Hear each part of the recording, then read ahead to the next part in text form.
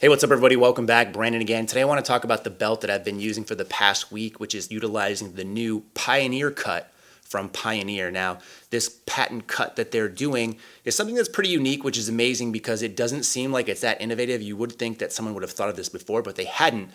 And to me, it really is a game changer. And that's coming from someone who predominantly has always liked using lever belts. You can probably go back to my videos dating back 5-6 years, and I'm always in a lever, although I did have a sweet Vallejo once that I got off bodybuilding.com for about $20. That was a Prong belt. But the problem for me is for Prongs, I've never been able to get it as tight as I want it, and I like it pretty tight. So it's always been a little loose for my liking using a Prong, so I've always gone the lever route. Now that being said, if you take a look at your standard Prong belts, what you'll see kind of across the board is 1-inch hole spacing. And a lot of this I think is due to the tolerance of the belt. If you try to put the holes closer, I imagine that they could potentially rip or tear or bleed into each other and compromise the actual stability of the belt. But I'm no belt guru, so I don't know if that's the case, but that's just what my thinking tells me.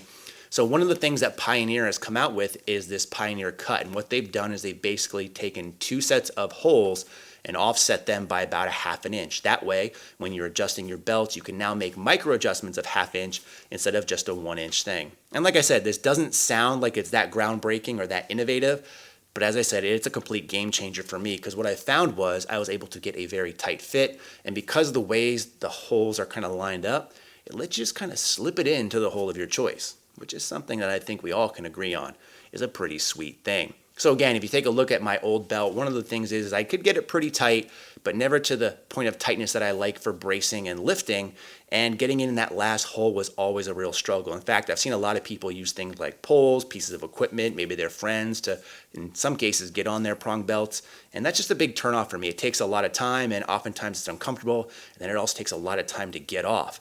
And you guys know me, I'm someone who likes to get it on and get it off as quickly as possible, so the lever life has been for me up until now. And I say that because last week, again, I really made sure I use this belt in all my lifts. You guys might have seen it in my weekly training update that I do, but I actually really liked it a lot, and it's making me consider going to a Prong belt potentially.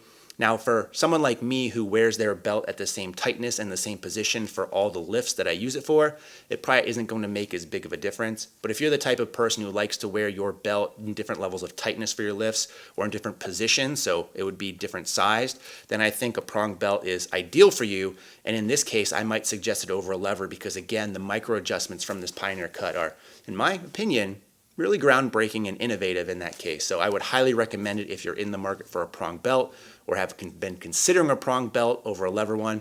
I think this is an ideal choice, and I don't see a reason to get a Prong belt that does not have this style cut at this point because, again, it just simply is better than everything else on the market. So hopefully that'll help you guys out if you're in the market for a belt. If you have specific questions about it, leave them in the comment section below. I don't want to go too in-depth on this video because it's just a belt and the holes are the only difference about it. But sometimes the hole you put it in can make all the difference in the world. In the meantime, as always, thanks for watching and stay big. So just one thing I wanted to talk about before I ended the video was when I first saw this belt, one of the things that I was kind of a little concerned about was that the Prong might be a little bit loose when you wear the belt. Now the reason being on the right hand side, as you can see here, there is some room for the Prong to move up and down in order to fit both rows of holes. And I figured that this might leave for the belt to be a little bit loose in this department when putting it on. But as you can see here, it's actually not an issue whatsoever. And once inserted to a hole, it remains fairly tight, which is what we all want at the end of the day.